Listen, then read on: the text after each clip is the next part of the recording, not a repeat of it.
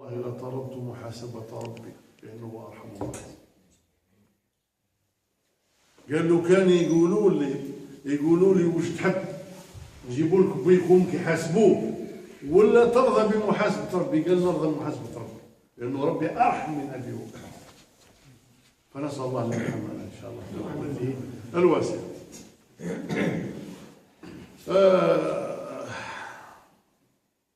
قلنا أما غير الشرك فهو في المشيئة تحت مشيئة الله. يقول يا عبادي الذين أسرفوا على أنفسهم لا تقنطوا من رحمة الله إن الله يغفر الذنوب جميعا إنه هو الغفور الرحيم. أجمع المفسرون على أن هذه الآية، مفسرون من الصحابة ومن بعدهم كلهم، أجمعوا على أن هذه جاءت في التائبين، يعني اللي تاب من الذنب كما قال النبي صلى الله عليه وسلم كأنه لا ذنب له. التوبة الصحيحة ماشي يعني تايب ونشوف إذا ما لقيتش اوكازيون ذنبك ساعة روح عن التايب، لا، التوبة الصحيحة فعلا فعلا فعلا. يا عبادي إنكم لن تبلغوا ضري فتضروني ولن تبلغوا نفعي فتنفعوني. لكمال الغنى بالمستغني علينا، واش راح ننفعوه ولا نضروه؟ لأنه كامل في غناه لا يحتاج إلى شيء من خلقه. فالغني اسم من أسمائه والغني صفة من صفاته، ولذلك فهو أجل وأعظم من أن يؤثر العباد فيه نفعا أو ضرا، فهم المحتاجون إليه. ثم قال يا عبادي لو أن أولكم وآخركم وإنسكم وجنكم كانوا على أتقى قلب رجل واحد. هذا قالب من دقيق العيد. هذا يدل على أنه التقوى هبة من رب العالمين ورحمة بهم، وأن التقوى لا تزيد في ملك الله شيء وإنما تنفع العباد أنفسهم.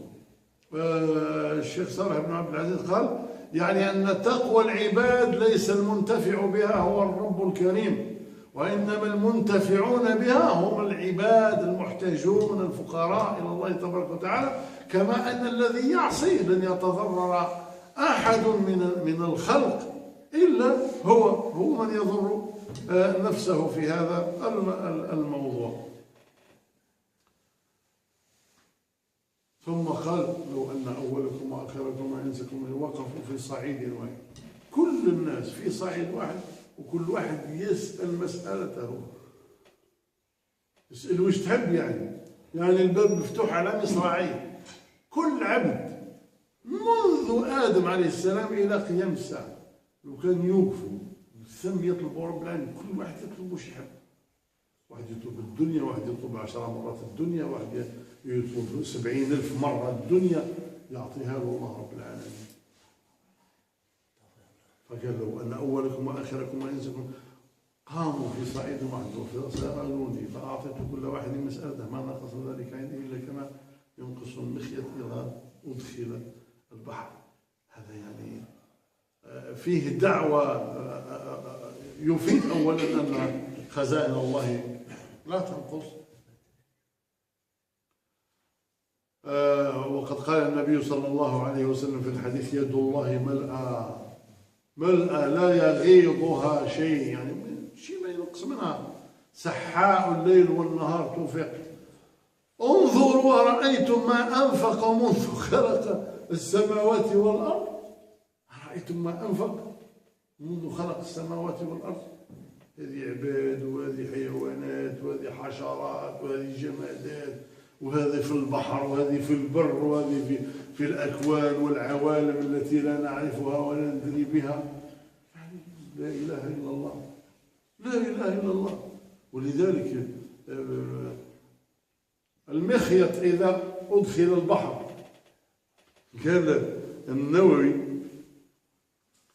قال معلوم أن المخيط وهو إبرة الخراز هذيك قال لا تنقص من البحر شيئا، والذي يتعلق بها النقاط اللي يلصق بها لا يظهر لها أثر في المشاهدة أو في الوزن.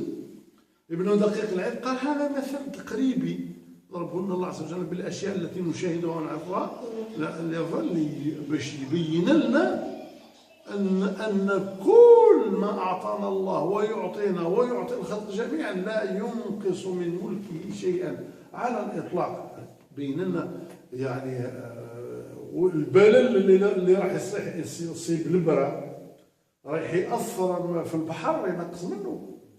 كيف عطاء الله عز وجل ومسائل العباد جميعا لن يؤثروا فيما عند الله عز وجل ولا ينقصون مما عنده شيئا.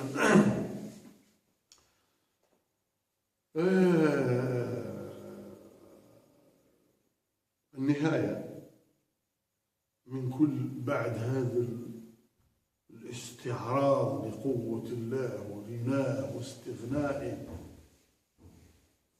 كان المسألة لا تضرون لا تنفعون لا كي تطيعوا تزيدوا في ملكي لا كي تفجروا راح تنقصوا من ملكي. لا، المسألة وما فيها هو هذا البلاء وهذا الابتلاء بهذا التكليف. وما خلقت الجن والإنس إلا ليعبدون ما أريد منهم رزقا وما أريد أن يطعمون إن الله هو الرزاق.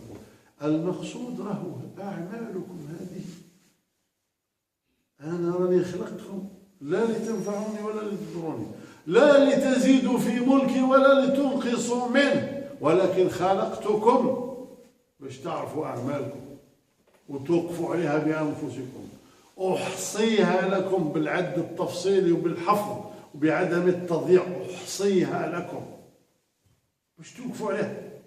فمن وجد خير يحمد رب العالمين على التوفيق. وما قالش ومن وجد شرا، لا، قال ومن وجد غير ذلك، لأنه كاين الناس راح يتفضل عليهم رب العالمين وهما ما يستاهلوش وكلنا يعني ما نستاهلوش لولا رحمة الله تبارك وتعالى، ولكن راح يعطينا. فاللي لقى أفضل والأولى ورقم واحد يحمد رب العالمين، واللي لقى أقل شوية يحمد رب العالمين إن شاء الله. واللي ضيع وفرط واستحق العذاب هذاك لا يلومن إلا نفسه، لأن الله بين لنا وخلقنا وأقام الحجة وأوضح المحجة وهدانا سواء السبيل. أم بعد اللي بطل وقال أنا ما نمشيش في الطريق هذا لا يلوم أحد إلا نفسه. حتى الشيطان يوم القيامة لما يقوم يخطب قال فلا تلوموني ولوموا أنفسكم، أنا قلت لكم ارواحوا أنتم ما جيتوا مساكين. الخطبة خير ولا زيد لكم سلاح، ما زيد لكم سلاح. الخطبة الخلقات تاع الشيطان. وقال الشيطان لما قضي الأمر إن الله وعدكم وعد الحق ووعدتكم فأخلفتكم وما كان لي عليكم من سلطان إلا أن دعوتكم فاستجبتم لي فلا تلوموني ولوموا أنفسكم ما أنا بمصرخكم وما أنتم بمصرخي إني كفرت بما أشركتموني من قبل إن يدخلنا جهنم ويدعونا إلى الكفر ثم يكفر بنا يوم القيامة. إني كفرت بما أشركتموني من قبل إن الظالمين لهم عذاب أليم. ربي يهدينا إن شاء الله.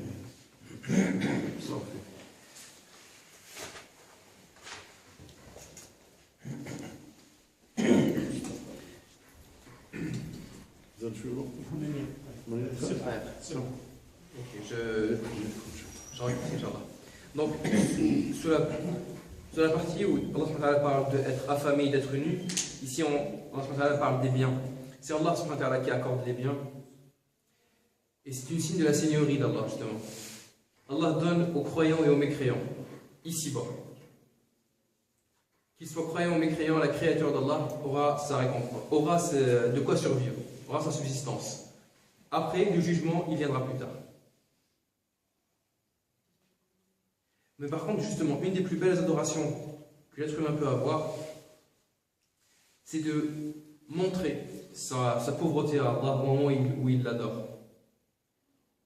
Au moment où il adore Allah, qu'il insiste sur le fait qu'il n'a rien sans Allah et qu'il a besoin d'Allah.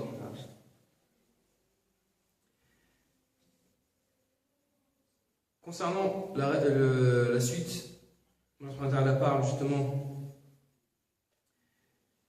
des êtres humains et des djinns, de la première et jusqu'à la dernière génération, donc tous ceux qui ont existé, tous ceux qui existeront, que ce soit des hommes et des djinns, tous se rassemblent, et chacun, et donc il y a 3 phrases les concernant.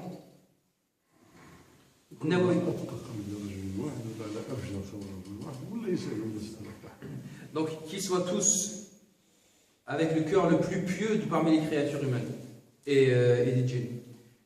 Et ils n'auront aucune utilité, ils ne rajouteront rien au royaume d'Allah. Et s'ils avaient tous le cœur le plus pervers parmi toutes les créatures, ils ne diminueraient en rien le royaume d'Allah. Et si tous se rassemblent dans une place, et qu'ils tous forment une requête, et qu'Allah accorde à tous son vœu, quel qu'il soit, ça ne diminuerait en rien du royaume d'Allah. Allah, pour donner l'exemple, il dit que ça diminuera la même chose qu'une aiguille trempée dans l'eau, dans la mer, est ressortie, a diminué de cette mer. Nawawi dit les preuves montrent qu'Allah n'a pas besoin de nous et que nous ne représentons rien. L'imam a résumé en disant « Gloire à celui qui ne trouve pas d'utilité à l'obéissance, ni de gêne dans la désobéissance. » Qu'on fasse ou qu'on fasse pas, qu'on obéisse ou qu'on n'obéisse pas, ça n'enlèvera rien à Allah, ça ne lui rajoutera rien. Si c'est utile pour nous. Allah donne un exemple au prophète dans le Coran, face à des personnes qui pensent rendre service au prophète par leur croyance. Quand ils viennent voir le prophète en lui disant qu'ils ont cru,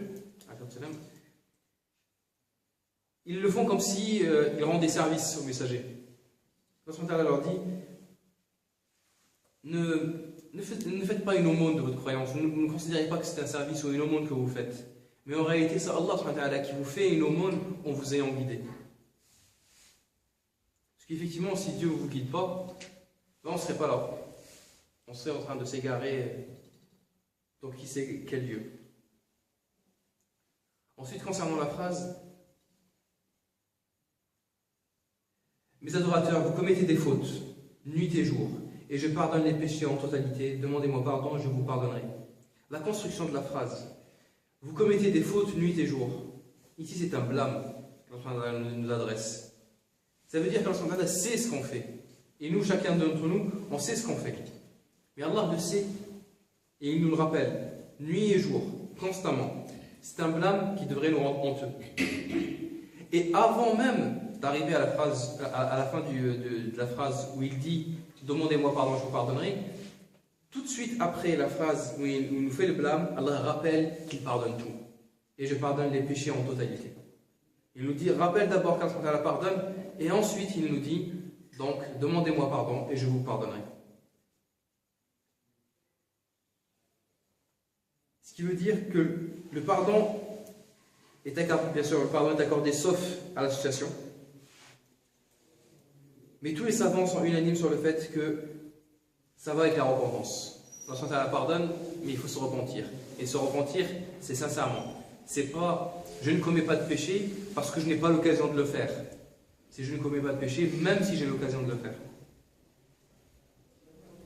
Un homme pieux avait dit si le jour du jugement j'avais à choisir entre le jugement de mes parents ou le jugement d'Allah, je préfère le jugement d'Allah. C'est-à-dire que même si le jour du jugement, on nous propose, tu préfères que ce soit ton père et ta mère qui te jugent pour ce que tu as fait, ou Allah. Cet homme pieux-là sait, et on doit le savoir, qu'Allah est beaucoup plus clément que même nos propres parents. At-taqwa, je l'ai écrit en arabe, parce qu'on le traduit souvent par crainte, mais on l'avait rappelé, taqwa ça veut dire mettre un bouclier, mettre une protection entre soi et quelque chose qu'on craint, qu'on redoute. C'est ça le taqwa, mettre une protection.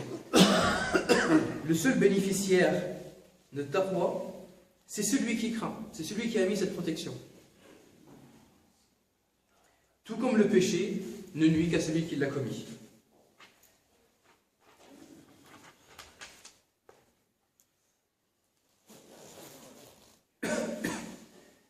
On a parlé du fait que les hommes et les djinns font tous leurs demandes, et que cela ne diminue rien du royaume d'Allah. Ici, c'est Nawawi, je crois, qui avait dit qu'Allah utilise un exemple qui nous parle, quand il parle de la mer et de l'aiguille. Quand vous plantez une aiguille dans l'eau et que vous la sortez, les quelques petites gouttes qui restent accrochées dessus, est-ce qu'elles comptent en comparaison de ce qui reste de l'océan ? Est-ce qu'elle représente quelque chose sur la balance? Et pourtant, regardez l'immensité qu'il y a en face. Toutes les générations, tous les êtres humains et tous les djinns qui ont existé, de la première génération jusqu'à la dernière génération. Et tous font une demande, une requête. Et les requêtes, vous savez qu'on est avare. Si on demande, on ne demande pas... Il y a un tout à l'heure a dit, il y en a un qui demandera 7 fois ce qu'il y a sur Terre. Il y en a un autre qui demandera beaucoup plus. Et pour demander, on sait demander. Alors, même s'il accorde tout ça à tout le monde, ça ne diminuerait rien de son royaume. Et à la fin, la conclusion, c'est quoi? La conclusion de tous ces faits, c'est cette épreuve qui est sur nous. C'est l'épreuve de la responsabilité. Allah nous a mis face à notre responsabilité.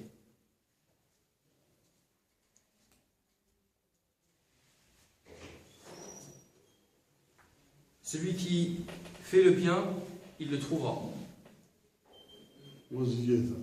Et plus. Et là, tout ce qu'il peut faire, c'est louer Dieu. Là, tout ce qu'il peut faire, c'est louer Dieu. Et celui qui trouve autre chose, celui donc qui a fait autre chose et qui trouve autre chose, il ne peut récriminer que sa propre personne. Il ne peut se blâmer que lui-même. Allah nous a mis devant notre responsabilité. On sait qu'on ne lui nuit pas, on sait qu'on n'est pas bénéfique pour lui. On sait que si ça a un bienfait, c'est juste pour nous. Et c'est ici qu'on est jugé par nos propres actions. On peut blâmer personne d'autre si ce n'est nous-mêmes. Même pas le diable. On ne pourra même pas blâmer Satan, car Satan, justement, Allah lui donnera l'occasion dans l'enfer, quand le jugement sera fait et que les comptes seront clos, Satan s'adressera aux gens de l'enfer et il leur dira: ne me blâmez pas, je n'avais aucun pouvoir sur vous. Je vous ai juste appelé, vous êtes venus. Je ne vous ai pas menacé, je ne vous ai pas forcé, je vous ai appelé, vous êtes venus. Vous devez blâmer quelqu'un, blâmez-vous vous-même. Et vous avez la récompense que vous méritez. وهو كذلك ياسين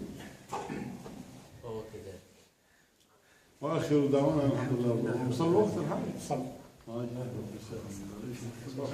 ان شاء الله الاسبوع القادم نشوفوا الحديث الخامس والعشرون ان شاء الله.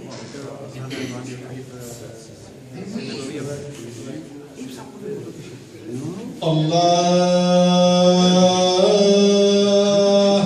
أكبر الله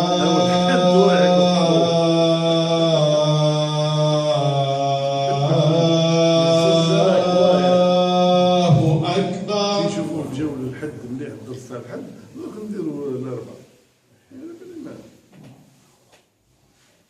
أشهد أن لا إله إلا الله. أشهد أن لا إله